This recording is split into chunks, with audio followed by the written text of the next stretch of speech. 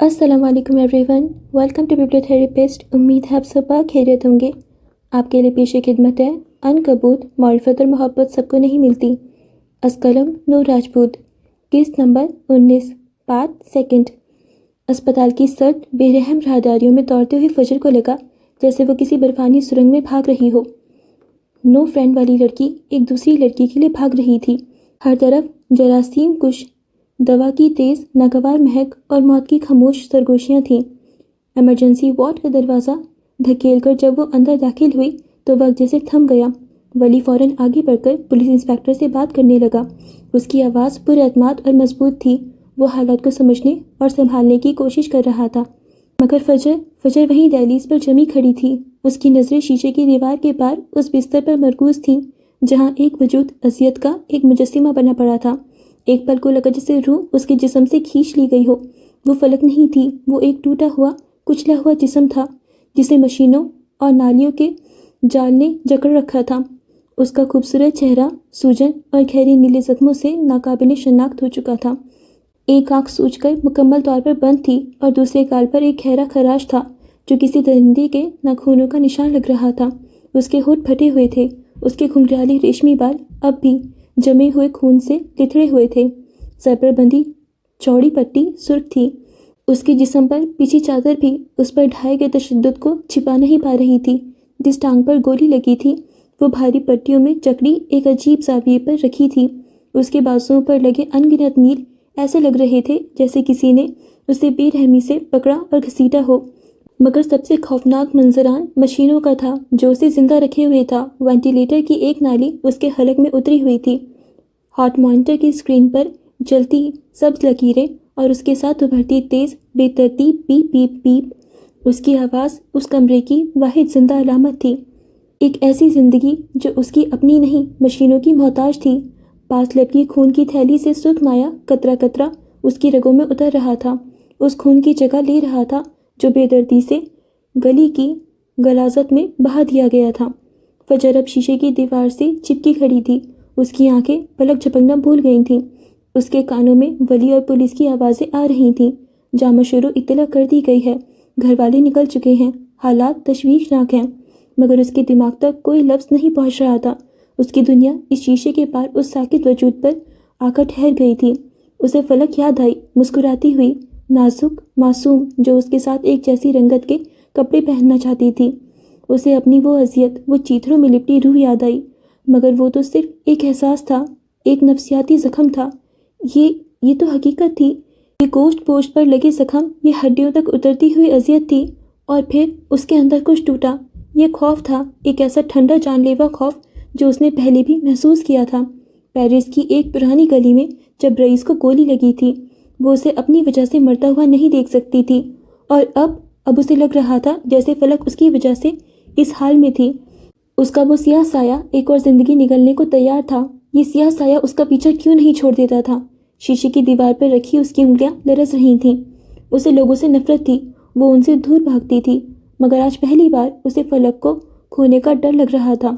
उसे उस बात से वहशत हो रही थी कि अगर मॉनिटर की वो पीप पीप करती आवाज़ खामोश हो गई तो क्या होगा?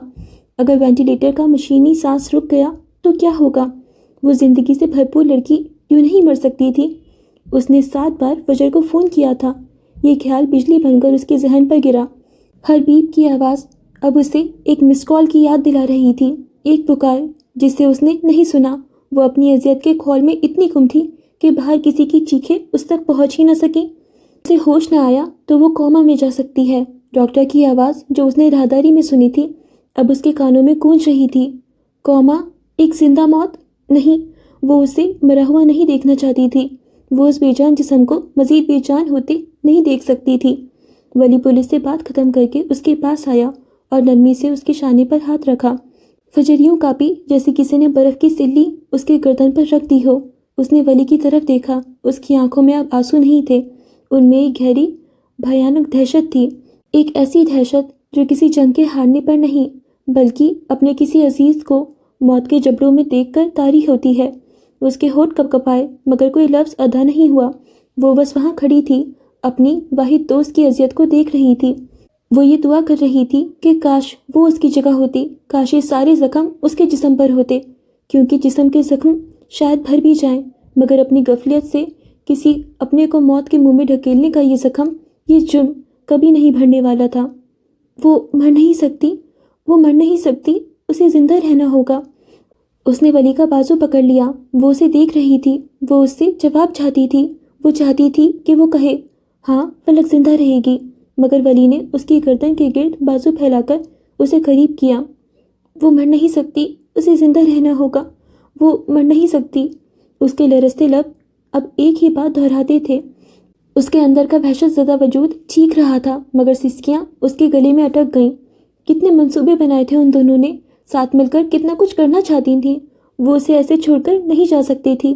ابھی ابھی تو اس نے خود کو آزاد کیا تھا، ابھی ابھی تو اپنی اذیتوں کو دیکھنے کے قابل ہوئی تھی، ابھی ابھی تو اسے اپنی چیتھروں میں لپٹی روح پر ایک لباس ملا تھا، لیکن اگر وہ مر گئی تو اس کی روح ہمیشہ کے لیے چیتھروں میں لپٹی رہ جائے گی، وہ سیاہ سایہ اس پر ہمیشہ کے لیے قابض ہو جائے گا۔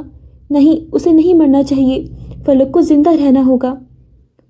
اسپتال کی راہداری جو کچھ دیر پہلے تک فجر کی خوف اور ولی کی خاموش مضبوطی سے بھری تھی، اب ایک نئے طوفان کی زد میں تھی۔ دروازہ ایک جھٹکے سے کھلا اور رئیس اندر داخل ہوا، اس کے پیچھے عروضہ اور مراد بھی تھے۔ رئیس کی آمد میں کوئی افراتفری نہیں تھی، بلکہ ایک سرد بھیانک سکوت تھا جو کسی بڑے دھماکے سے پہلے چھا جاتا ہے۔ اس کی آنکھوں میں نہ کوئی خوف تھا، نہ کوئی ہمدردی، صرف ایک گہری یک بستہ حیرت اور ضبط شدہ قہر تھا۔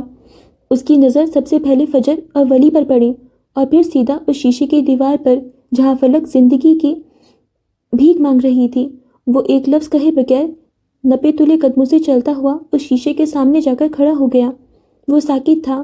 یہ وہ لڑکی تھی جس کی آنکھوں میں اس کے لیے ہمیشہ ایک محبت چمکتی تھی، جو اس سے بے لوث محبت کرتی تھی، جس نے 13 سال اس کا انتظار کیا تھا اور پچھلے 3 سالوں سے اپنے ٹھکرانے کی اذیت کو ساتھ لے کر جی رہی تھی۔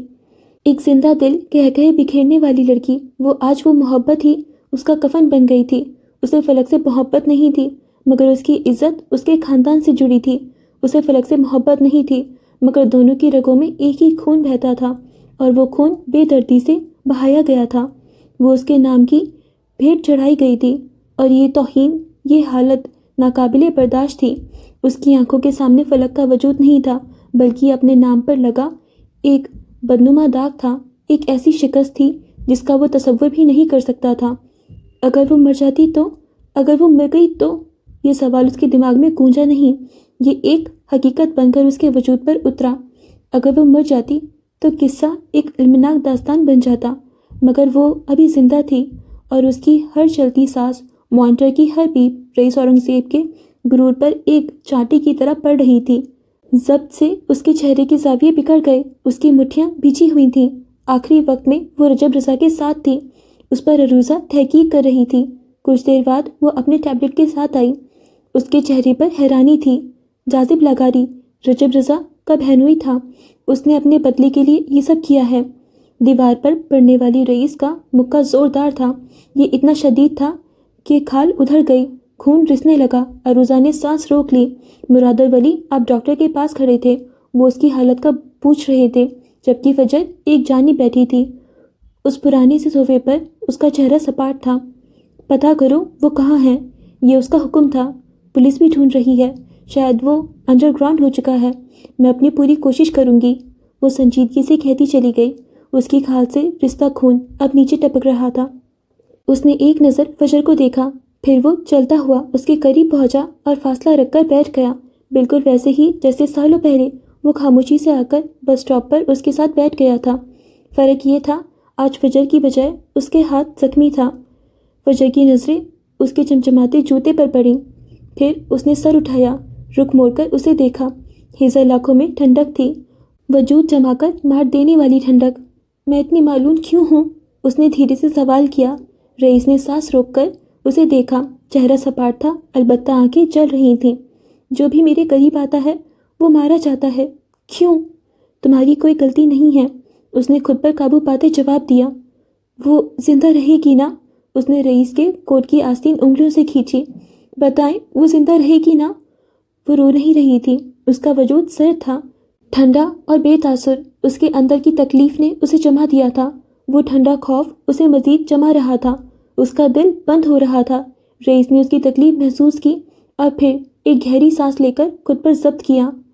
آپ تو رئیس اورنگزیب ہیں نا، آپ اسے بچا لیں، پلیز اسے بچا لیں، میرے پاس اور کوئی دوست نہیں ہے، اگر وہ میری وجہ سے مر گئی تو وہ زندہ رہے گی۔ اس کی بات کاٹتے ہوئے دھیرے سے اپنی آستین اس سے چھڑا لی۔ فجر نے چند لمحے اسے دیکھا اور پھر گردن جھکا لی۔ وہ مزید کچھ نہیں کہنا چاہتی تھی۔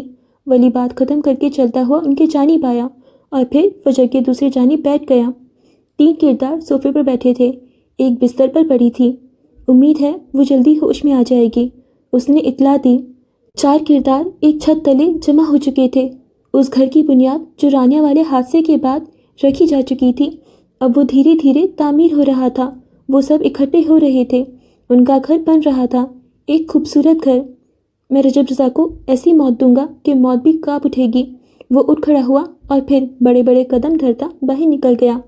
پیچھے وہ 3 رہ گئے۔ صبح کی دھیمی روشنی میں راہداری میں ایک کھورام برپا ہو گیا تھا۔ جامع شروع سے عالمگیر خاندان پہنچ چکا تھا۔ دروازہ دوبارہ کھلا اور ایک قیامت اندر داخل ہوئی۔ فلک کی ماں کا دل دہلا دینے والا بین پوری راہداری میں گونج اٹھا۔ میری تھی، میری ایک ہی تو تھی، کیا بگاڑا تھا میری گڑیا نے کسی کا؟ وہ شیشے کی دیوار کی طرف لپکنا چاہتی تھیں، مگر ان کے 2 جوان بیٹوں نے انہیں تھام رکھا تھا۔ فلک کے والد عالمگیر صاحب، جن کے نام سے جامع شروع واقف تھا، آج ان کے کندھے جھکے ہوئے تھے۔ وہ ایک مضبوط چٹان کی طرح تھے جو اندر سے کھوکھلی ہو چکی تھی۔ ان کی نظریں بے تاثر تھیں، مگر ان کے اندر کا طوفان ان کی بچھی ہوئی مٹھیوں سے آیا تھا۔ وہ اپنی اکلوتی بیٹی کو اس حال میں دیکھ کر پتھرا گئے تھے۔ بھائی مشتعل تھے، ان کی آنکھوں میں آنسوؤں سے زیادہ خون اترا ہوا تھا۔ جس نے بھی یہ کیا ہے اسے زندہ نہیں چھوڑیں گے، بشارت نے دیوار پر گھوسا مارتے ہوئے دہاڑا۔ نرس انہیں باہر جانے کا کہہ رہی تھی۔ یہاں بولنا، رونا اور چیخنا منع تھا۔ فاخرہ اب فلک کی والدہ کو سنبھال رہی تھی، اس کی آنکھوں میں بھی آنسو تھے۔ فخر کی نظریں اچانک باہر نظر آتے رئیس پر پڑیں۔ اس کی آنکھوں میں ایک لمحے کے لیے زہر بھری نفرت ابھری۔ یہ شخص، اس شخص کی وجہ سے اس کی بہن آج موت اور زندگی کے بیچ جھول رہی تھی۔ اگر وہ اسے نہ ٹھکراتا تو آج یہ سب نہ ہوتا۔ اس نے رخ موڑ لیا، وہ اب فلک کو دیکھ رہا تھا۔ ہنستا مسکراتا اس کا وجود اب زندہ لاش لگ رہا تھا۔ اسے سمجھ نہیں آ رہا تھا کیا کرے۔ دنیا تہس نہس کرنا چاہتا تھا، مگر شروعات خود سے کرتا۔ اس کے ذریعے ہی رجب فلک تک پہنچا تھا۔ اس کے خلاف مقدمہ درج کر دیا گیا تھا، مگر وہ ابھی فرار تھا۔ کچھ دیر بعد وہاں خاموشی تھی۔ فلک کی ماں کی گھٹی گھٹی سسکیاں ابھر رہی تھیں۔ وہ دعا کے لیے ہاتھ اٹھائے ہوئے تھی۔ فجر ایک جانب کھڑی تھی۔ یہ فلک کا خاندان تھا، اس کی ماں کا خاندان، مگر وہ انہیں نہیں جانتی تھی۔ نہ جانتی تھی کہ ان سے کیسے برتاؤ کرے، کیسے ملے۔ اور پھر اس بھیانک خاموشی کو موبائل کی بیل نے توڑا۔ یہ فخر کا فون تھا۔ وہ چوڑے کندھوں والا مرد اپنی بہن کے لیے خاموش آنسو بہا رہا تھا۔ اس نے موبائل نکالا اور میسج چیک کیا، مگر اگلے ہی لمحے ہسپتال کی چھت اس پر آن گری۔ وہ رجب رضا تھا۔ تمہاری بہن کی اس حالت کا ذمہ دار صرف اور صرف رئیس اورنگزیب ہے۔ اگر اس نے اپنے گناہ کو قبول نہیں کیا تو میں یہاں رکوں گا نہیں۔ تمہارے خاندان کی ایک ایک عورت کی زندگی عذاب بنا دوں گا، جیسے اس نے میری بہن کی ہے۔ اسے کہو اپنا جرم قبول کرے۔ اس کا مکروا چہرہ ابھرا، زہر بھری آواز گونجی اور بند ہو گئی۔ فخر ساکت رہ گیا۔ وہاں بیٹھے سبھی افراد ساکت تھے۔ عین اسی لمحے دروازہ کھلا، رئیس اندر داخل ہوا۔ وہ شاید کوئی خبر دینا چاہتا تھا، مگر فخر کی آنکھوں نے چنگاریاں پکڑ لیں۔ وہ جل رہا تھا، غصے سے اس کی جانب لپکا۔ تمہاری وجہ سے، صرف تمہاری وجہ سے گھٹیا انسان میری بہن اس حالت میں ہے۔ وہ اس کا گرمان پکڑ چکا تھا۔ وہ دیکھتے ہی دیکھتے رئیس کی بھویں سکڑ گئیں، آنکھوں میں خون اتر آیا۔ وہ اس معاملے کو اپنے طور پر دیکھ رہا تھا۔ باہر میڈیا اکٹھا ہو چکا تھا، کیونکہ رئیس اورنگزیب کو ایک سٹی ہاسپٹل میں دیکھ لیا گیا تھا۔ خبریں چھپ رہی تھیں، ہیڈ لائنز بن رہی تھیں۔ اگر تم اسے نہ ٹھکراتے تو وہ آج اس حالت تک نہ پہنچتی۔ تم نے میری بہن کو استعمال کیا، تم افریت و افریت، وہ چیخ رہا تھا۔ بشارت نے آگے بڑھ کر اس کا گریبان چھڑوانے کی کوشش کی۔ وجاہت عالمگیر وہاں نہیں تھے، وہ اپنی بیٹی کو اس حال میں نہیں دیکھ سکتے تھے۔ یہ انکشاف ایک بم کی طرح فجر پر پڑا کہ رئیس اور فلک کا ایسا کوئی رشتہ تھا۔ فلک ایک مرد کے انتقام کی بھیٹ چڑھی تھی، اور وہ مرد رئیس اورنگزیب تھا۔ رجب کا اصل ہدف فلک نہیں، رئیس تھا، یعنی وہ اس کی وجہ سے اس حالت میں نہیں تھی۔ وہ ساکت کھڑی سب دیکھ رہی تھی۔ جیسے ہی بشارت اس کے ہاتھوں سے رئیس کا گریبان چھڑانے میں کامیاب ہوا، وہ اپنا کوٹ جھاڑتے ہوئے دبی دبی آواز میں دہاڑا، بکواس بند کرو، وہ میری وجہ سے نہیں، تم لوگوں کی فرسودہ روایت کی بھیٹ چڑھی ہے۔ تم لوگوں نے اسے قبیلے کے مرد سے باندھا، تم لوگوں نے اسے پہچان کا حق چھین کر اسے قبیلے کی روایت کی بھیٹ چڑھایا۔ تم سب اپنے گریبانوں میں جھانکو۔ اس کے چہرے پر کوئی تاثر نہیں تھا، البتہ گردن کی رگیں تن گئی تھیں۔ یہ صرف توہین نہیں تھی، یہ ایک قرض تھا، ایک خون کا قرض جو اب واجب ہو چکا تھا۔ فلک کی ماں اب زمین پر بیٹھی رو رہی تھیں۔ رجب کے الفاظ نے انہیں مزید زخمی کر دیا تھا۔ وہ سرد نظر ان پر ڈال کر باہر نکل گیا۔ اس نے اپنا فون نکالا اور مراد کو ایک طرف آنے کا اشارہ کیا۔ اس کی آواز اب کسی برفانی تودے کی طرح سرد اور مہلک تھی۔ مجھے رجب رضا چاہیے، اس نے کہا، نہیں، حکم دیا۔ وہ زمین کے نیچے ہو یا آسمان میں، مجھے کوئی پرواہ نہیں، اسے ڈھونڈو، اور یاد رکھنا مراد، اس نے ایک لمحے توقف کیا، آنکھوں میں ایک وحشیانہ چمک ابھری، مجھے وہ زندہ چاہیے۔ یہ آخری جملہ اس راہداری میں گونجتا رہ گیا۔ یہ کسی رحم کی اپیل نہیں تھی، یہ ایک بدترین انتقام کا اعلان تھا۔ فلک کی زندگی کی دوڑ مشین کے سہارے چل رہی تھی، اور باہر اس کی قسمت پر شروع ہونے والی ایک خونی جنگ کا طبل بج چکا تھا۔ شہر کے سب سے مہنگے ہسپتال کی فضا میں ایک مصنوعی جراثیم سے پاک ٹھنڈک تھی۔ پالش شدہ فرش پر روشنیوں کے عکس تیرتے دکھائی دے رہے تھے، اور مشینوں کی دھیمی مسلسل گنگناہٹ خاموشی کو مزید گہرا کر رہی تھی۔ وہ جگہ تھی جہاں پیسہ تکلیف پر پردے ڈال دیتا تھا۔ جیسے ہی فلک کو ہوش آیا اور اس کی حالت خطرے سے باہر نکلی، اسے سٹی ہاسپٹل کی افراتفری سے نکال کر یہاں ایک وسیع پرائیویٹ سویٹ میں منتقل کر دیا گیا تھا۔ کمرے کی بڑی کھڑکی سے ڈوبتے سورج کی آخری سنہری کرنیں اندر آ رہی تھیں، مگر بستر پر لیٹی فلک کے وجود کی طرح اس کمرے کی روح سرد اور بے رنگ تھی۔ اس نے ہوش میں آنے کے بعد سے ایک لفظ نہیں بولا تھا۔ اس کی آنکھیں کھلی تھیں مگر وہ دیکھ نہیں رہی تھی۔ وہ سن رہی تھی مگر سمجھ نہیں رہی تھی۔ اس کا خاندان، اس کے ماں باپ، اس کے بھائی، سب اس کے گرد موجود تھے، مگر وہ ان سب کے درمیان ہوتے ہوئے بھی تنہا تھی، ایک زندہ لاش کی طرح جس کی ہر سانس ایک اذیت تھی، جبکہ رئیس کل اسے منتقل کرنے کے بعد خود غائب ہو چکا تھا۔ باہر سیکیورٹی کڑی تھی مگر وہ دوبارہ خود نہیں آیا تھا۔ یہ شام کا وقت تھا جب فجر ولی کے ہمراہ ہسپتال کی راہداری سے گزر کر اس سویٹ کے دروازے پر پہنچی۔ وہ باہر ہی رک گیا، اسے ڈاکٹر سے ملنا تھا، جبکہ فجر اندر داخل ہوئی۔ اس نے ہلکے بھورے رنگ کا سادہ سا سوٹ پہن رکھا تھا، سادہ دوپٹہ سلیقے سے شانوں پر ٹکا تھا اور بالوں کو ایک ڈھیلے سے چوڑی میں قید کر رکھا تھا۔ آنکھوں پر لگا چشمہ اتار کر اس نے بالوں میں اڑس لیا۔ چہرے پر تھکن کے ساتھ ایک مضبوط ارادے کا آثار تھے۔ صبح وہ اپنی ماں کو یہیں چھوڑ گئی تھی تاکہ وہ برسوں بعد اپنے بکھرے ہوئے خاندان سے مل سکے۔ دن بھر آنسوؤں اور معافی تلافی کا سلسلہ چلا تھا۔ وجاہت عالمگیر نے آج جب اپنی بیٹی کو تکلیف میں دیکھا، اس کی تکلیف محسوس کی، تو اپنے ماں باپ کا خیال آیا جو اپنی بیٹی سے ملے بنا ہی مر گئے تھے۔ ان کی تکلیف محسوس ہوئی، آخر انہوں نے اتنا وقت کیوں لگا دیا تھا۔ جیسے ہی فجر اندر داخل ہوئی، صوفے پر بیٹھی نگین بیگم جو اپنی بیٹی کی خاموشی پر اندر ہی اندر گھل رہی تھیں، نے اسے دیکھا اور ان کی آنکھیں نفرت سے پھیل گئیں۔ پہلے وہ اپنے دکھ اور صدمے میں اسے ٹھیک سے دیکھ نہیں پائی تھیں، مگر اب اپنے سامنے کھڑی اس سپاٹ چہرے والی لڑکی کو دیکھ کر ان کے اندر کا سارا زہر ابل پڑا۔ یہ چہرہ ان کے نزدیک تباہی کی علامت تھا، یہ چہرہ معلوم تھا۔ اس چہرے نے کیا کچھ نہیں کیا تھا۔ وہ شاید اپنے حواسوں میں نہیں تھی، اسے مینار سمجھ رہی تھی۔ تم یہاں کیا کر رہی ہو؟ ان کی آواز میں سندھی لہجے کی تلخی نمایاں تھی۔ اپنی جگہ سے اٹھ کھڑی ہو گئی۔ فجر اپنی جگہ پر ٹھہر گئی۔ اس نے رخ موڑ کر ایک نظر بستر پر لیٹی فلک پر ڈالی جس کی کھالی آنکھیں چھت کو کھو رہی تھیں۔ گلاس وال سے اس کا وجود زیادہ واضح نہ ہوا۔ مجھے فلک سے ملنا ہے۔ اس کی آواز پرسکون مگر اٹل تھی۔ اس نے ہسپتال میں کافی وقت گزارا تھا مگر پہلی بار فلک کے سامنے جانے کی ہمت کر رہی تھی۔ جب سے اسے ہوش آیا تھا اس سے اس کا سامنا کرنے کی ہمت ہی نہیں ہو رہی تھی۔ میری بیٹی سے دور رہو، وہ جیسے پھکاری۔ تم معلوم ہو تم یہاں کیوں آئی ہو؟ میری بیٹی کی بچی کچی زندگی پہ برباد کرنے؟ وہ کسی زخمی شیرنی کی طرح فجر پر چڑھ دوڑی۔ ان کا ارادہ اسے دھکے دے کر باہر نکالنے کا تھا۔ اسی شور پر بستر پر لیٹی فلک نے آہستگی سے آنکھیں کھولیں۔ وہ خالی اور ویران تھی۔ اس نے گردن موڑ کر دروازے کی طرف دیکھا۔ اس کی ماں فجر کو وہاں سے نکالنا چاہتی تھیں، جبکہ فجر اپنی جگہ پر جمی ہوئی تھی۔ میں فلک سے ملے بغیر نہیں جاؤں گی۔ سویٹ 2 کمروں اور ایک لانچ پر مشتمل تھا۔ یہاں شور شرابے کی اجازت نہیں تھی، مگر نگین بیگم کا دکھ ان ضابطوں سے ماورا تھا۔ میں تمہیں اپنی بیٹی کے قریب بھی نہیں بھٹکنے دوں گی۔ انہوں نے اپنی نند یعنی ترنم بیگم کی طرف گھور کر دیکھا۔ واضح اشارہ تھا کہ وہ اپنی بیٹی کو یہاں سے لے جائے۔ اماں نے ایک نظر اپنی جگہ پر پتھر بنی فجر کو دیکھا اور ان کے چہرے پر اذیت کی لہر دوڑ گئی۔ فجر خود پر قابو پاتے ہوئے اس کا نام لیا۔ آواز میں التجا تھی۔ میں کہیں نہیں جا رہی اماں، اس نے اماں کی طرف دیکھے بغیر کہا۔ میں فلک سے ملے بغیر یہاں سے نہیں جاؤں گی۔ لہجہ ذرا بھی نہیں لڑکھڑایا۔ اچھا ہی تھا کہ وہ ان رشتوں سے محروم تھی۔ وہ سامنے آئے بھی تو کس انداز میں، وہ واقعی ہر جگہ معلومی ٹھہرائی گئی تھی۔ اماں اپنی جگہ سے اٹھی۔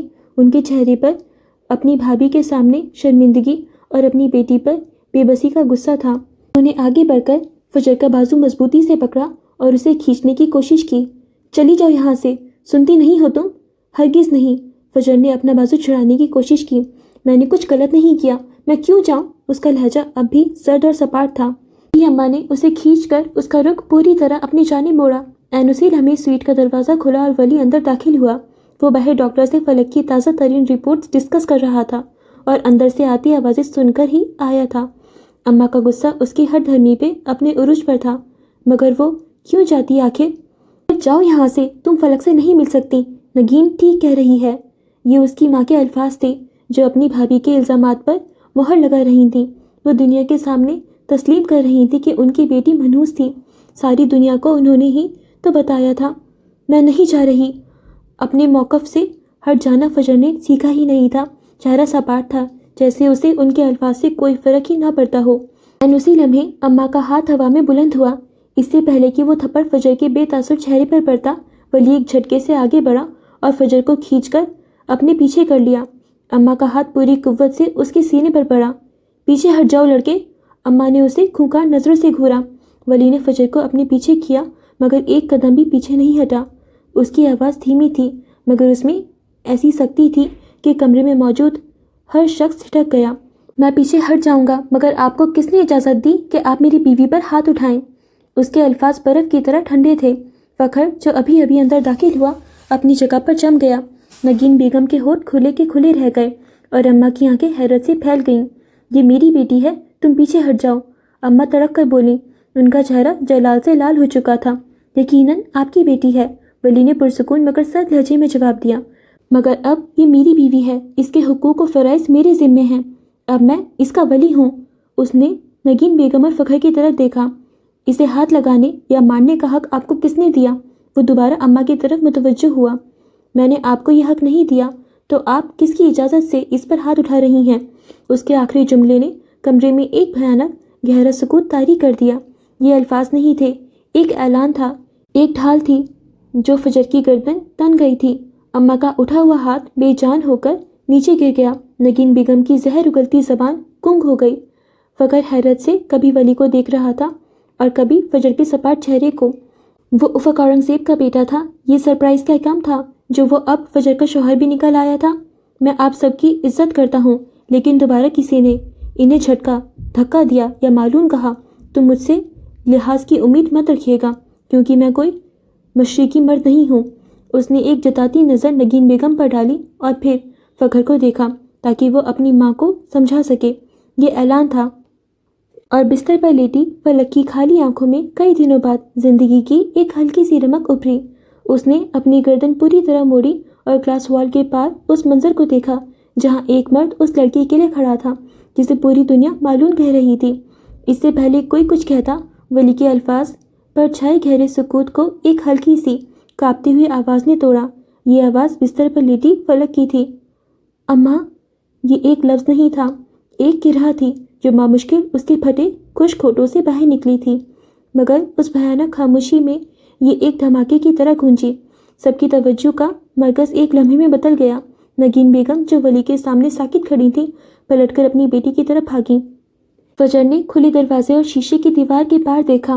فلک ٹوٹے ہوئے وجود کے ساتھ اٹھنے کی کوشش کر رہی تھی اور اس کی ماں اس کے چہرے کو، اس کی پیشانی کو بے طرح چوم رہی تھی، جیسے उन बोसों से उसकी रूह पर लगे जख्म भर जाएंगे। फजर पथराई हुई नज़रों से ये मंजर देखती रही। नगीन बेगम के हाथों में अब फलक के हाथ थे, जिन पर नीले और पीले निशान उभरे हुए थे। उसकी 2 उंगलियां टूटी हुई थीं। फखर की मदद से उसे सहारा देकर बैठा दिया गया। फलक के लब भीजे हुए थे। उसके चेहरे पर दर्द की इतनी तह थी कि गिनना नामुमकिन था। ये सिर्फ जिस्मानी दर्द नहीं थे, ये उसकी कर्ब का इजहार था जो उसकी रूह को चित्रों में बदल चुका था।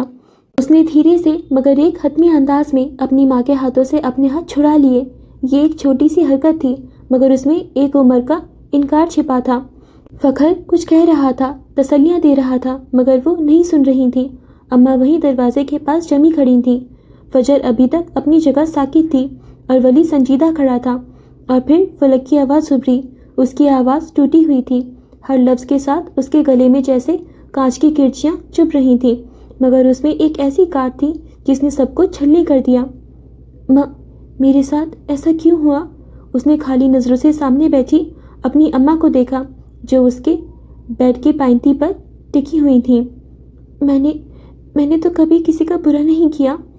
एक आंसू उसकी आंख से टूटकर गाल पर खराश पर गिरा और वो तकलीफ से सिसक उठी। उसने नजरें ग्लास वॉल के पार खड़ी फजर पर जमाई। अब फजर को बाहर निकाल रही हैं कि वो मालूम है उसे धक्के मिलने चाहिए। सांस लेने में मुश्किल पेश आ रही थी। लेकिन अम्मा, मैं तो मालूम नहीं हूँ। मैंने तो आप सबकी हर बात मानी है, फिर मेरे साथ ऐसा क्यों हुआ? उसके चेहरे की खराशें, फटे होठ और वीरान आंखों के पीछे एक चिथड़ों में लिपटी रूह थी जो वहाँ मौजूद हर शख्स से सवाल कर रही थी। मैं ना बागी हूँ ना ही मजबूत। मैंने कभी किसी से ऊंची आवाज़ में बात तक नहीं की। मैंने कभी किसी का बुरा नहीं चाहा, किसी को तकलीफ नहीं दी। फिर मेरे साथ ये ऐसा क्यों हुआ? उसके सवाल जायज़ थे, मगर जवाब किसी के पास था। अपनी जगह जमी फजर के अंदर शीशे का बना हुआ महल धड़ाम से ज़मीन बोस हो गया।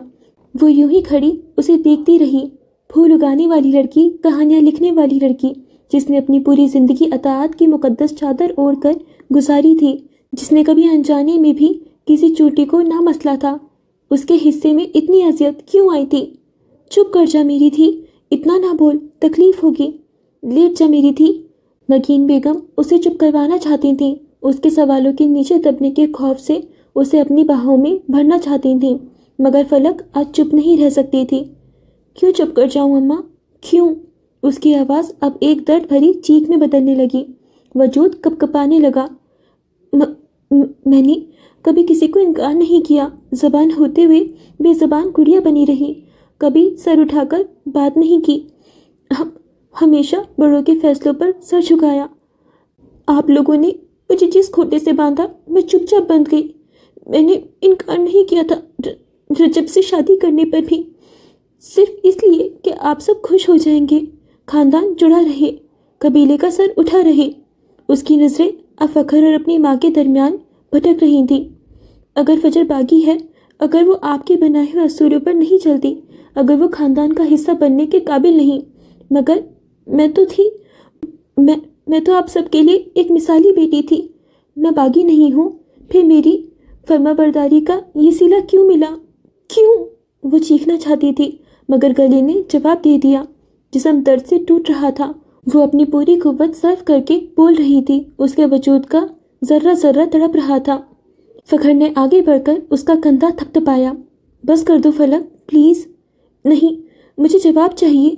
क्या एक मशरिकी लड़की होने की सज़ा यही है कि वो अपने ख्वाबों की कब्र पर चुपचाप आंसू बहाती रहे, अपनी हर ख्वाहिश को मारकर दूसरों की खुशी में मुस्कुराने का नाटक करे? मैंने सब किया, तो फिर मेरे वजूद को इस गंदी गली की गलाजत में क्यों रौंदा गया? मेरी रूह को तार तार क्यों किया गया? मेरी क्या गलती थी? रईस औरंगज़ेब से रिश्ता या आप लोगों की फरसुदा रिवायत पर सर झुकाना? बताएं मुझे, मेरी गलती क्या थी? उसकी चीख एक घुटी हुई सिसकी में बदलकर जब दम तोड़ गई तो कमरे में एक नाकाबिले बयान भारी खामोशी छा गई। वो तकिए पर एक बेजान गुड़िया की तरह गिर गई। उसका जिस्म अब भी हल्के हल्के झटके खा रहा था। नगीन बेगम अपनी जगह बुत बनी बैठी थी। उनके पास न तसल्ली के अल्फाज थे न आंसू। फखर का चेहरा दर्द और बेबसी से सुर्ख पड़ रहा था। दरवाजे के बाहर फजर के मजबूत कदम अब उसका बोझ नहीं उठा सके। फलक का हर लफ्ज, उसकी हर सिसकी उसके अंदर की दीवारों को मिसमार कर रही थी। वो आहिस्ता से दीवार का सहारा लेती हुई अपने पैरों पर बैठ गई। घुटने सीने से लगे हुए थे। उसकी आंखें शीशे की दीवार के पार फलक पर जमी थीं, जिसे वो आज पहली बार सही मायनों में देख रही थी। वो लड़की जिसे वो हमेशा एक खुशकिस्मत, लाडली और महफूज शहजादी समझती थी, आज इस कायनात की सबसे तन्हा और टूटी हुई मखलूक लग रही थी। कुछ लम्हों बाद फलक ने दोबारा सर उठाया। उसकी आवाज़ अब पहले से भी ज़्यादा कमज़ोर और टूटी हुई थी, जैसे किसी ने शीशे के बर्तन को जोड़ने की कोशिश की हो और वो दोबारा बिखर जाए। याद है अम्मा? उसने खाली नज़रों से अपनी माँ को देखा। जब मैंने स्कूल में ड्रामे में हिस्सा लेना चाहा था, आपने कहा था कि इस खानदान की बेटियां ये सब तमाशा नहीं करती। मैंने वो फॉर्म फाड़ दिया था। एक तल्ख मुस्कुराहट उसके फटे होठों पर उभरी। मुझे रंगों से भी मोहब्बत थी। मैं कैनवस पर एक दुनिया बसाना चाहती थी। बाबा साई ने कहा, ये सब फारिग लोगों के चोचले हैं, घर संभालना सीखो। मैंने अपने सारे रंग, अपने सारे ब्रश एक संदूक में बंद करके स्टोर रूम में फेंक दिए थे। वो अब रो नहीं रही थी। उसकी आंखों में एक भयानक ठहराव था। मैंने अपनी हर छोटी बड़ी ख्वाहिश का गला सिर्फ इसलिए घोटा कि आप सबको मुझ पर फख्र हो, कि आप कह सकें हमारी बेटी बहुत फर्माबरदार है, वो परफेक्ट है। उसने एक गहरी तकलीफ सांस ली। मेरी फर्माबरदारी, मेरी नज़ाकत ने मुझे क्या दिया? एक गंदी तारीख गली और एक दरिंदा जिसने मेरे वजूद की, मेरी रूह की हर हरमत को अपने पैरों तले रौंद डाला। वो सांस हमवार करने को रुकी। जिस्म के साथ साथ रूह भी लरस रही थी। 3 मर्द मेरी हिफाजत के लिए हैं, मगर किसी ने ये नहीं सिखाया कि जब कोई मर्द नहीं होगा तो मैं खुद की हिफाजत कैसे करूँगी। वो अपने हाथों को देख रही थी, जख्मों से चूर हाथ और टूटी उंगलियाँ। काश उसे ये हाथ उठाने आते तो वो फजर की तरह अपना दिफा कर सकती। औरत को ज़बान बंद रखनी चाहिए। औरत के हाथों में चूड़ियाँ अच्छी लगती हैं। मुझे यही सिखाया गया। ये क्यों नहीं सिखाया गया कि जब कोई दरिंदा मेरी कलाइयों को तोड़ने आएगा तो उससे खुद को कैसे बचाऊंगी। मुझे अपनी हिफाजत के लिए हाथ उठाना क्यों नहीं सिखाया गया? क्या मेरा ये कसूर है कि मैं एक अच्छी लड़की हूँ जो ज़बान और हाथ बांध कर रखती है? मेरे साथ ऐसा क्यों हुआ अम्मा? उसके सवालों का जवाब देने वाला कोई भी नहीं था। सब कहते हैं फजर बागी है, वो उसूल तोड़ती है, सवाल उठाती है, मगर मैंने तो कुछ नहीं तोड़ा। मैंने तो ज़िंदगी की हर जंजीर चुपचाप पहन ली। फिर भी मेरी रूह को क्यों नोचा गया? उसने सर घुमाकर फजर की तरफ देखा। वो मालूम है या मैं जो सबके लिए चुपचाप कुर्बान होती आई? मैंने क्या किया था अम्मा? बस इतना कि रईस औरंगज़ेब को दिल से कबूल किया, उससे मंसूब रही, या आप सबके फैसलों को अपना नसीब माना?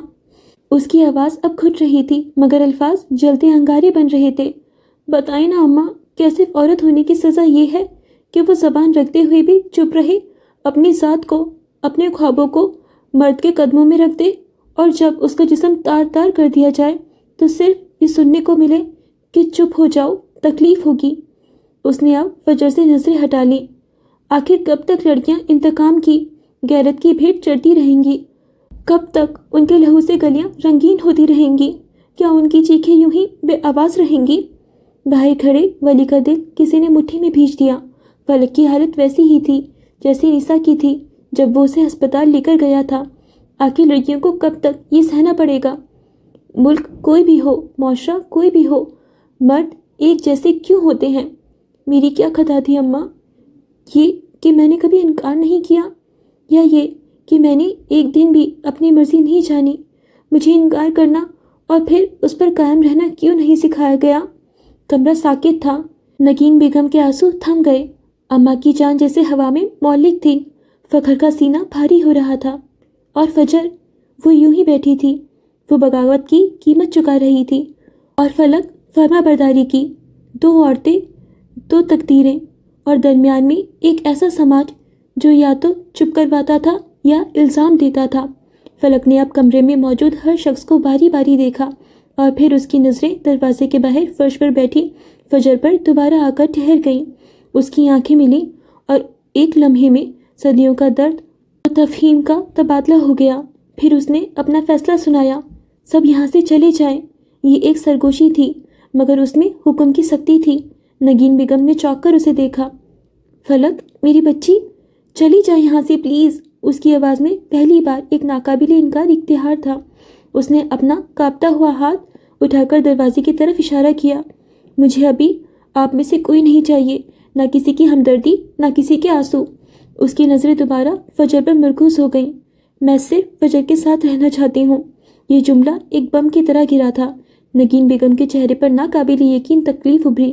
جس بیٹی کے لیے وہ رو رہی تھیں، وہ انتخاب کر رہی تھیں، اس لڑکی کا جسے وہ خود معلوم قرار دے چکی تھی۔ فخر نے اپنی بہن کی حالت کو سمجھا۔ اس کی آنکھوں میں گہری تکلیف تھی مگر وہ جانتا تھا کہ اس وقت بحث کرنا بیکار تھا۔ اسے وقت چاہیے تھا، وہ اسے وقت دینا چاہتا تھا۔ باہر سویٹ کے دروازے پر کھڑے بشارت اور وجاہت عالمگیر اپنی اپنی جگہ پر ساکت تھے۔ وہ فلک کی ساری باتیں سن چکے تھے مگر زبان تالوں سے جا چپکی تھی۔ فخر نے آگے بڑھ کر اپنی ماں کے شانے پر ہاتھ رکھا۔ اماں چلے، اسے ابھی آرام کی ضرورت ہے۔ پر یہ اس لڑکی کے ساتھ۔ اماں، خدا کا واسطہ ہے، اب تو ضد چھوڑ دیں۔ فخر کے لہجے کی التجا سن کر وہ خاموش ہو گئی۔ اس نے اپنی ماں کو سہارا دیا اور انہیں باہر لے جانے لگا۔ اماں، جو اب تک دروازے پر ساکت کھڑی تھیں، آگے بڑھیں۔ ان کے چہرے پر گہرا دکھ تھا۔ انہوں نے فلک کے سر پر ہاتھ پھیرا۔ ولی نے فخر کو آنکھوں سے ایک اشارہ کیا۔ فخر سمجھ گیا اور اپنی ماں اور پھوپھی کو لے کر کمرے سے باہر نکل گیا۔ بشارت بھائی اور وجاہت عالمگیر پہلے ہی نکل چکے تھے۔ ولی نے ایک آخری نظر فجر پر ڈالی جو اب بھی فرش پر بیٹھی تھی۔ اس وقت ان دونوں کو اکیلے چھوڑ دینا ہی بہتر تھا۔ سب ٹھیک ہو جائے گا۔ وہ اس کے سر کو ہولے سے سہلاتے خاموشی سے دروازہ بند کر کے باہر نکل گیا۔ دروازہ بند ہونے کی ہلکی سی کلک کی آواز نے جیسے ایک دنیا کو دوسری سے جدا کر دیا۔ اس پرتیش سر سویٹ میں صرف 2 لڑکیاں تھیں، ایک بستر پر، دوسری فرش پر۔ ایک وہ جس نے اطاعت کی قیمت اپنے وجود سے چکائی تھی اور دوسری وہ جس نے بغاوت کی قیمت اپنی روح سے چکائی تھی۔ در حقیقت دونوں کی روحیں چیتھڑوں میں لپٹی تھیں۔ فجر کھڑکی کے سامنے رکھے صوفے پر بالکل ویسی ہی بیٹھی تھی جیسے کچھ دیر پہلے فرش پر تھی۔ اس کا چشمہ میز پر پڑا تھا، گھٹنے سینے سے لگے ہوئے تھے اور اس نے اپنے گرد اپنی باہیں کسی حفاظتی حصار کی طرح پھیلا رکھی تھیں، تھوڑی گھٹنوں پر ٹکی تھی۔ اس کی نظریں کھڑکی سے باہر پھیلی رات کی سیاہی میں کھوئی ہوئی تھی جہاں شہر کی روشنیاں مدھم ستاروں کی طرح ٹمٹما رہی تھیں۔ کمرے میں مشینوں کی دھیمی گنگناہٹ کے سوا مکمل خاموشی تھی۔ یہ ایک بھاری بوجھل خاموشی تھی جو الفاظ سے زیادہ معنی خیز تھی۔ کتنی ہی دیر گزر گئی، پھر فلک کی ٹوٹی ہوئی آواز نے اس سکوت کو توڑا۔ تم نے یہ سب کیسے سیکھا فجر؟ اس کی آواز اب سرگوشی سے زیادہ بلند نہ تھی مگر اس میں ایک ایسی پیاس تھی جو صدیوں پر محیط لگتی تھی۔ تم نے اپنا دفاع کرنا کیسے سیکھا؟ فجر نے اپنی پوزیشن تبدیل نہیں کی، نہ ہی اس کی طرف دیکھا۔ اس کا جواب ہوا میں تحلیل ہوتا محسوس ہوا۔ جب انسان یہ جان لیتا ہے نا کہ اسے بچانے کوئی نہیں آنے والا تو وہ خود سیکھ جاتا ہے۔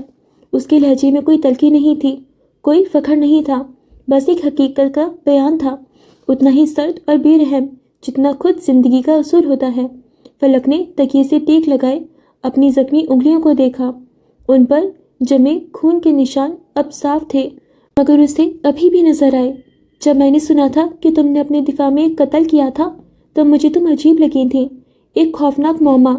اس نے ایک لمحے کو توقف کیا مگر آج احساس ہوا کہ اگر 10 لوگ بھی تمہیں مارنے آئے، تمہاری جان اور پہچان چھیننے آئے تو انہیں چیر پھاڑ ڈالنا چاہیے۔ اپنے ہاتھوں، پیروں، اپنے دانتوں کا، اپنی ہمت، ہر چیز کا استعمال کرنا چاہیے۔ اپنا دفاع کرنا ضروری ہے، وہ دھیمی آواز میں کہہ رہی تھی جیسے خود کو کوئی سبق پڑھا رہی ہو۔ پھر اس نے فجر کو دیکھا جو اسے نہیں دیکھ رہی تھی، وہ کہیں اور الجھی تھی۔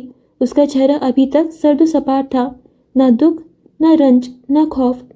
لیکن میں اپنے ہاتھوں کا استعمال نہیں کر سکی۔ اس کی آواز میں ایک بھیانک بے بسی تھی۔ مجھے کسی نے سکھایا ہی نہیں تھا۔ یہ جملہ ایک چابی کی طرح تھا جس نے فجر کے ذہن میں قید ماضی کے دروازے پر دستک دی۔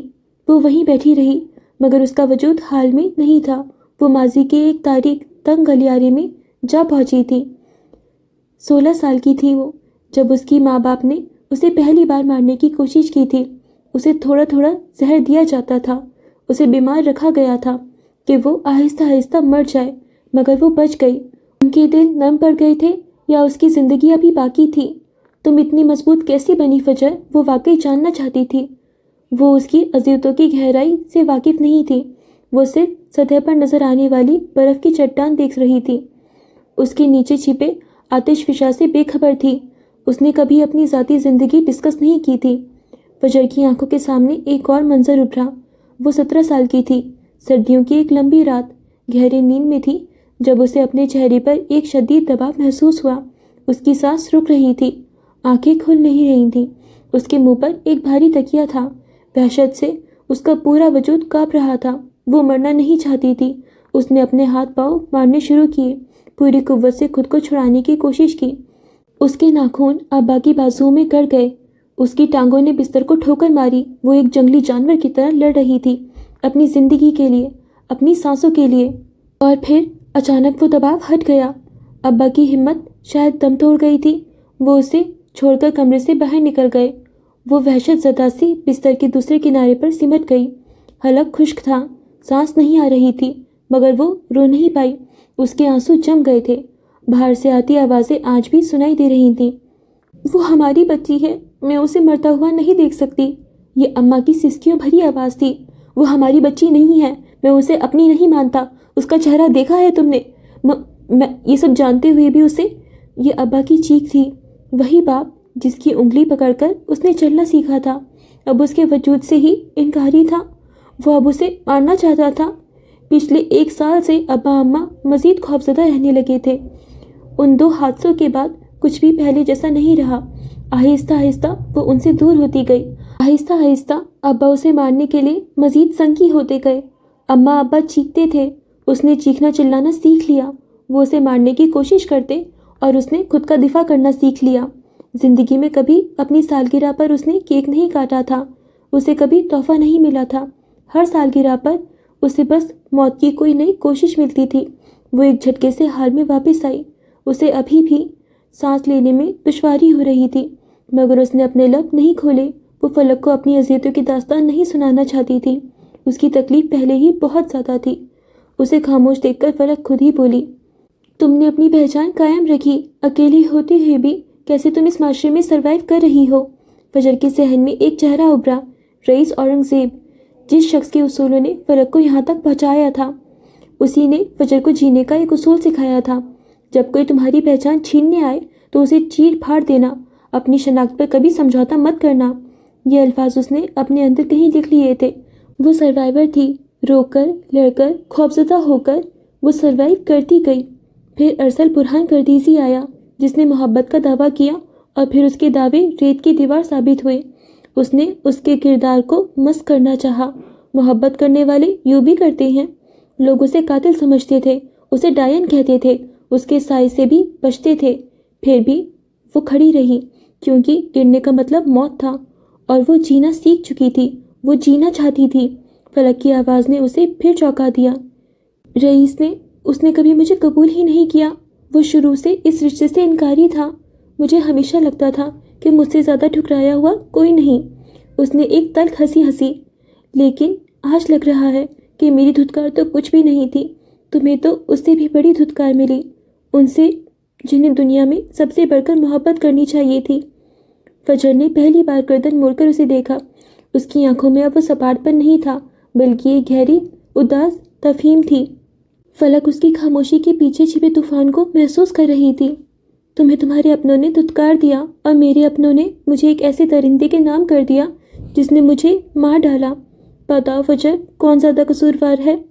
اس نے کوئی جواب نہیں دیا۔ وہ آہستہ سے صوفے سے اٹھی اور بستر کے قریب آ کر کھڑی ہو گئی۔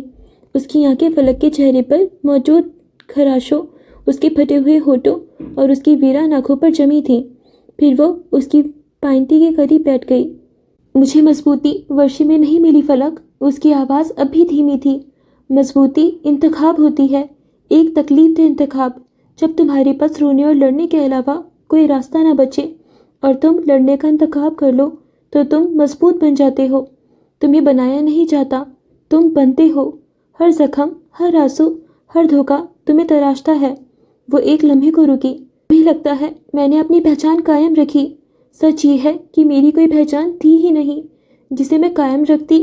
मुझे तो हर रोज़ अपनी एक नई पहचान बनानी पड़ती है, सिर्फ जिंदा रहने के लिए। कभी बागी, कभी कातिल, कभी मालूम। मेरा तो चेहरा भी मेरा नहीं है। इससे बड़ी अजियत क्या होगी? और मैं तो सिर्फ एक मिसाली बेटी बनना चाहती थी, एक फर्माबरदार बीवी, एक अच्छी बहन। मैंने अपनी सारी ज़िंदगी दूसरों के बनाए हुए सांचों में ढलने में गुजार दी। फलक की आवाज़ टूट गई और उन सांचों ने ही मुझे कुचल डाला, क्योंकि ये सांचे औरतों के लिए नहीं, उनकी कब्रों के लिए बनाए जाते हैं। कुछ उनमें चुपचाप दफन हो जाती हैं और कुछ कब्र तोड़कर बाहर आ जाती हैं। फजर की आवाज़ कमरे की फिजा में जहर की तरह फैल गई। फलक ने अपना जख्मी हाथ आगे बढ़ाया। फजर एक लम्हे को हिचकिचाई, फिर उसने आगे होकर उसके हाथ को थाम लिया। उसके हाथ सर्द थे मगर मजबूत। फलक के हाथ काँप रहे थे मगर उनमें एक नई जिंदगी की हरारत थी। उसने फलक का हाथ थामे रखा, जैसे उसकी हड्डियों में छिपी कमजोरी को अपनी उंगलियों की मजबूत गिरफ्त से समेट रही हो। वो लम्हा छोटा था मगर उसमें एक उम्र की थकन उतर रही थी। फिर वो आहिस्ता से बोली, जैसे अल्फाज के दौर से वो फलक की बिखरी रूह को समेट रही हो। हम उन सांचों में नहीं ढलेंगे जो हमारी रूह को चीथड़ों में बदल दें, जो हमसे हमारी शनाख्त छीन लें, जो हमें तकलीफ पहुँचाएं, जो हमें बेआबरू करें। हम अपनी पहचान खुद तराशेंगे, अपने नाम खुद लिखेंगे। फलक की आंखों में एक नमी सी चमकी, मगर वो आंसू अब कमजोरी के नहीं थे। वो पहली बार किसी ऐसी औरत के साथ खड़ी थी जो सिर्फ कर्ब दिखाती नहीं थी, उनसे लड़ना सिखाती थी। मैं थक चुकी हूँ, मैं कुछ वक्त अब सिर्फ खुद के लिए जीना चाहती हूँ। फजर की आंखें गहरी हो गईं। उसने इस बात में सर हिलाया। यही हमारी सबसे बड़ी बगावत है, खुद को चुन लेना। इस दुनिया में जहाँ औरत को अपनी ज़ात सबसे आगे में रखने की तरगीब दी जाती है, वहाँ खुद को चुन लेना एक इनकलाबी कदम है। फलक ने अपने अंदर वो सन्नाटा महसूस किया जो बरसों से आबाद था, और फिर उसी लम्हे वो सन्नाटा हिलने लगा, जैसे बर्फ़ के नीचे किसी चश्मे ने बहना शुरू कर दिया हो। मैं सर झुकाकर जीने से इनकार करती हूँ, फलक ने आहिस्ता मगर पुरज़म लहजे में कहा। अगर मेरी खामोशी को कमज़ोरी समझा गया तो अब मेरी आवाज़ गूंजेगी। मैं हर उस शख्स को बेनकाब करूँगी जिसने मेरे साथ दुखों का कारोबार किया। फलक ने पहली बार मुस्कुराहट में रोशनी दिखाई जो शायद बरसों से दफन थी। यही तो ज़िंदगी है, एक इनकार, हर उस नामुमकिन चीज़ का इनकार जो तुम्हें मजबूर करती है कि तुम खुद को भूल जाओ, जो तुम्हें अजियत देती है, जो तुम पर तशद्दुद करती है, जो तुम्हें बेआबरू करती है। हम वो लड़कियां होंगी जो अपनी जंजीरें खुद बनाएंगी। हम वो आईना होंगी जिसमें औरत अपनी असल पहचान देख सकेगी। कमरे के बाहर अस्पताल के लॉन में कहीं दूर रात की ठंडी हवा पत्ते हिला रही थी। खिड़की के बाहर रोशनियों ने मध्यम होना शुरू किया, जैसे शहर भी उनकी गुफ्तगू के शहर में खो गया हो। अगर मैं एक दिन मर भी जाऊं तो मेरे बारे में कहा जाए कि ये वो औरत थी जो आखिर वक्त तक खुद के लिए खड़ी रही, फलक ने कहा, और फजर ने अपना हाथ उसके माथे पर रखा जैसे वो लफ्ज़ खुद लिख रही हो।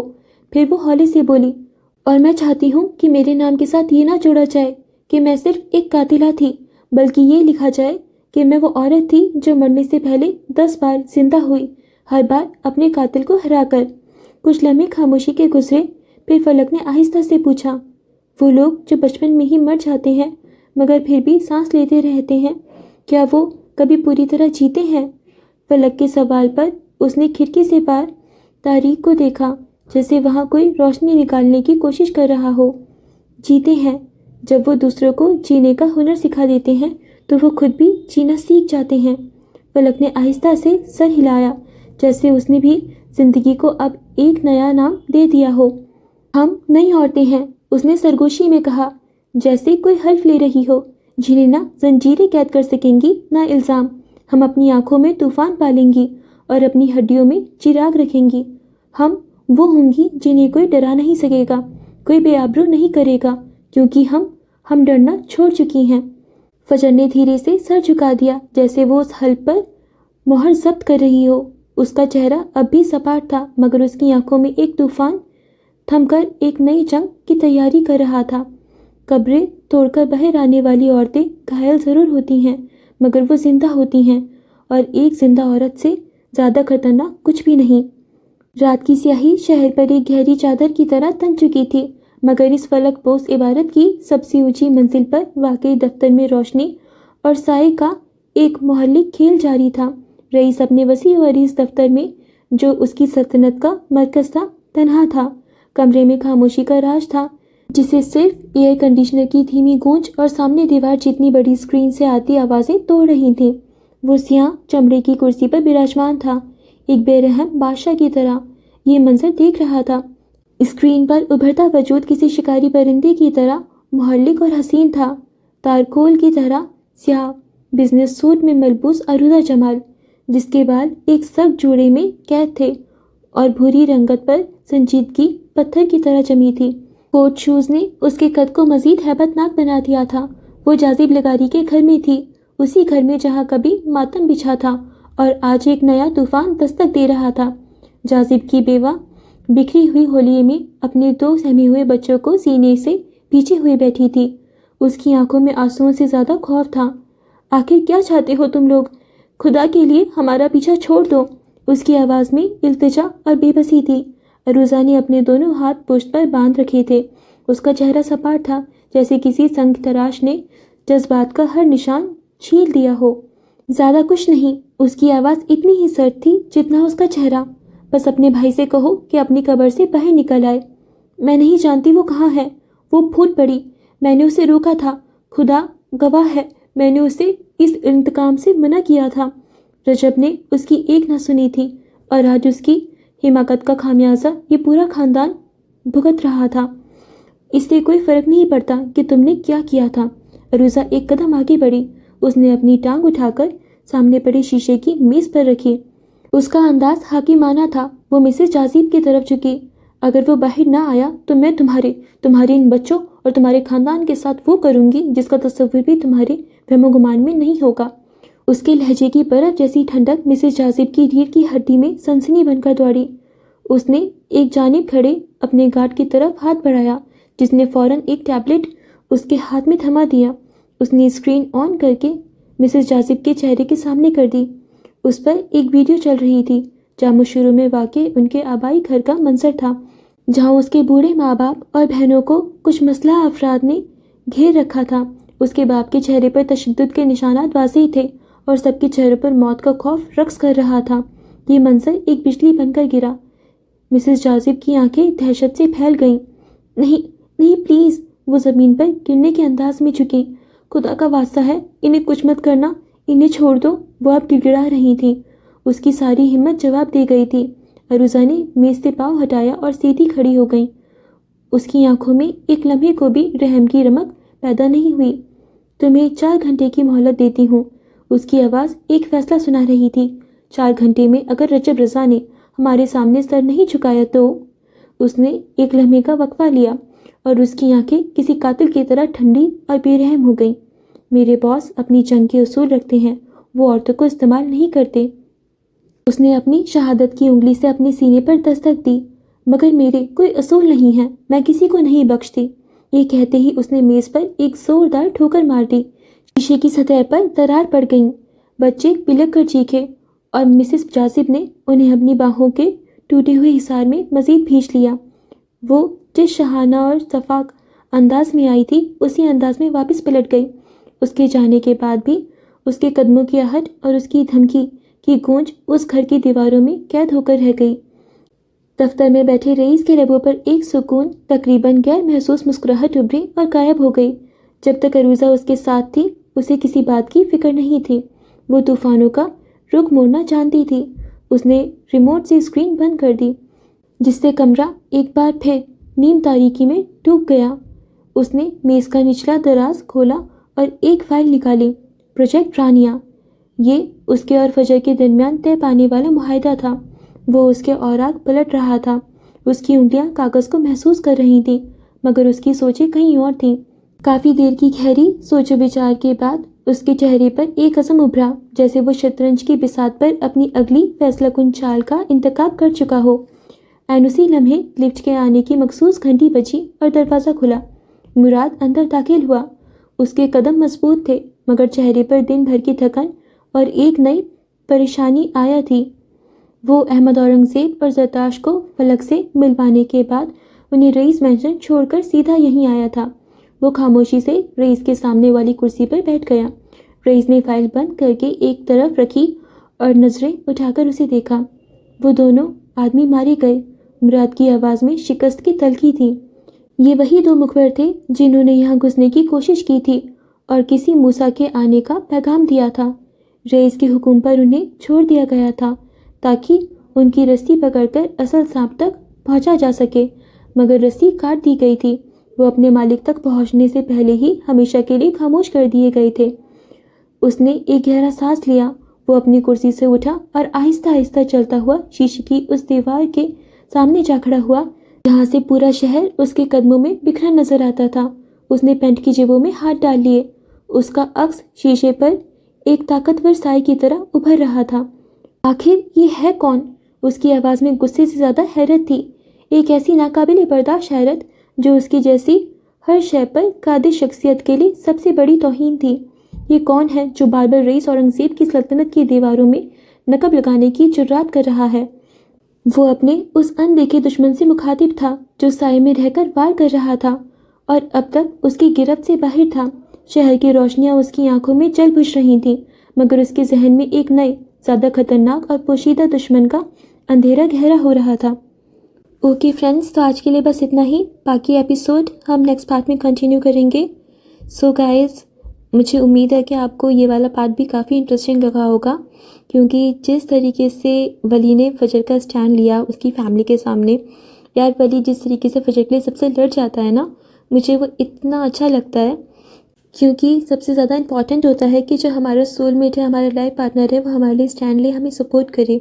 اور جس طریقے سے ولی فجر کو ہر ڈیفیکلٹ سچویشن میں پروٹیکٹ کرتا ہے اور اس کو سیو کرتا ہے، اس کا سپورٹ کرتا ہے، سو یہ چیز نا مجھے اتنی اچھی لگتی ہے، بہت ہی زیادہ۔ اور گائز، ایک ہی بہت اچھی چیز ہوئی ہے کہ فلک کو فائنلی ہوش آ گیا۔ اس کے جو بھی کوما میں جانے کے خدشات تھے وہ بھی سب دور ہو گئے اور فلک بچ گئی۔ اینڈ انفیکٹ فلک نے جس طریقے سے اپنے لیے اسٹینڈ لیا وہ بھی بہت اچھی بات تھی۔ جو بھی ڈائلاگس فلک نے بولے وہ ہم جیسی کتنی ساری لڑکیوں کی ڈیلی لائف سے بھی ریلیٹ کریں گے، کہ یہ موسٹلی مشرقی فیملیوں میں ہوتا ہے کہ لڑکیوں کو دبایا جاتا ہے، انہیں اپنے لیے ان کا اسٹینڈ نہیں لینے دیا جاتا، انہیں اپنے فیصلے خود نہیں کرنے دیا جاتا۔ سو جس طریقے سے نور راجپوت نے وہ سارے ڈائلاگس لکھے اور ان کو فلک کے تھرو ہم تک پورٹری کیا، وہ اتنا بیوٹیفلی لکھا ہے نا انہوں نے، بہت زیادہ۔ سو وہ سارے ڈائلاگس بہت زیادہ اچھے تھے، بہت ہارٹ ٹچنگ تھے اور ایسے تھے کہ جو بھی لڑکیاں وہ ساری چیزیں فیس کر رہی ہوں گی وہ بھی اپنی لائف سے وہ سارے پوائنٹس کو ریلیٹ کر پا رہی ہوں گی۔ اینڈ گائز، مجھے فلک اینڈ فجر کی بانڈنگ اتنی زیادہ اچھی لگتی ہے، اور جس طریقے سے فلک نے فجر کو اپنی فیملی کے سامنے چنا اور اس نے کہا کہ ابھی آپ سب یہاں سے جائیں پلیز اور مجھے صرف فجر چاہیے، اور جس طریقے سے ان دونوں کی جو کنورسیشن ہوئی اور جو بھی ہوا وہ بہت ہی زیادہ اچھا تھا، بہت ہی زیادہ ایک دم دوستوں والی جو باتیں ہوتی ہیں بہت زیادہ دل کو چھونے والی تھیں۔ باقی جو بھی فجر نے سوچا، جس طریقے سے اس کے پیرنٹس نے اس کو بار بار قتل کرنے کی کوشش کی، اس کے ابا نے اس کے منہ پر اس کو تکیہ رکھ کے مارنے کی کوشش کی، وہ اتنا زیادہ ایموشنل کر دیتا ہے نا کہ کیوں بھائی، ٹھیک ہے معلوم ہے اس کا چہرہ مینار سے ملتا ہے یا واٹ سو ایور، آپ کیوں مارنا چاہ رہے ہو؟ یا تو آپ اس کو دنیا میں ہی نہ لاتے، اور اب وہ دنیا میں ہے، جی رہی ہے، سانس لے رہی ہے، تو پھر کیا بات ہے، اس کو چھوڑ دو، لاچار چھوڑ دو، لاوارث چھوڑ دو، مارنے کی تو کوشش مت کرو۔ آپ اس کو پال بھی رہے ہو، اپنے ساتھ رکھ بھی رکھا ہے اور اسی کو اپنے ہاتھوں سے مار رہے ہو، اتنی ہمت کہاں سے آ جاتی ہے ایسے پیرنٹس میں؟ آئی کی ناٹ انڈرسٹینڈ۔ چلیے دیکھیں گے کہ ابھی جو ہو رہا ہے فجر کے ساتھ، اس کے جتنے بھی ریلیشنس آ رہے ہیں، جیسے فلک ہو گئی، ولی ہو گیا، رئیس ہو گیا، جو بھی اس کو سپورٹ کر رہے ہیں، وہ بہت زیادہ اچھی بات ہے۔ سو گائز، اگر ہم بات کریں رئیس کی، تو رئیس نے جس بھی طریقے سے عروسہ کے تھرو اس کی جاذب لغاری کی فیملی کو ٹارگیٹ کیا، کیونکہ آفس یہ بات ہے جس طریقے سے اس نے فلک کو ٹارچر کیا ہے اس کو کہیں نہ کہیں تو سزا ملنی ہے نا۔ اب تو وہ انڈر گراؤنڈ ہو گیا، تو جب اس کی فیملی کو ہارم پہنچے گا تبھی وہ سامنے آئے گا، تو اس نے ایسے فیملی کو اتنا نقصان تو نہیں پہنچایا، بس ان کو بلیک میل کر رہا ہے۔ تو جو بھی بلیک میل کر کے جاذب لغاری کو اس کو سامنے لانے کی کوشش کر رہا ہے، دیٹس ریئلی امپریسو۔ اور بات کریں جس طریقے سے رئیس اسٹینڈ لیتا ہے نا یہ ساری چیزوں میں، تو بہت اچھا لگتا ہے وہ۔ باقی وہ پوائنٹرز بھی تھے کہ وہ فلک سے محبت نہیں کرتا مگر وہ اس کا خون ہے، اس کا خون بہا ہے، سو یہ ساری چیزیں رئیس کے لیے میٹر کرتی ہیں۔